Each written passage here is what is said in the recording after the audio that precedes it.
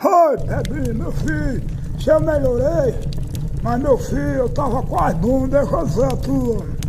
Aí Bastião inventou uma fogueira, veio me chamar pra ir pra essa fogueira, eu disse, rapaz, não vou não, que eu não bebo.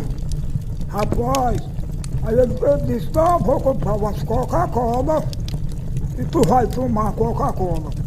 Eu fui, meu filho, tomei. Ele disse que era 18 Coca-Cola, você que foi ter fardinho daquele.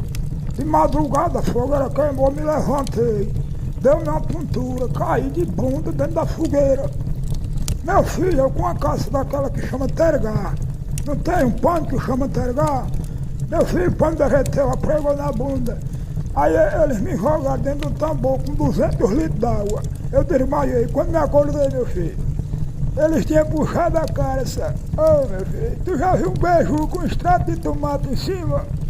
Meu amigo, só quem não chorou, meu filho, foi tu que não tava lá. Eu falei, meu filho, dói demais, tá com 2 dias que eu tô dormindo de bruxo, ó o negócio. E pro doutor, meu filho, não vou não, mas daquele negócio do remédio eu fiquei com medo, agora eu vou ficar em casa.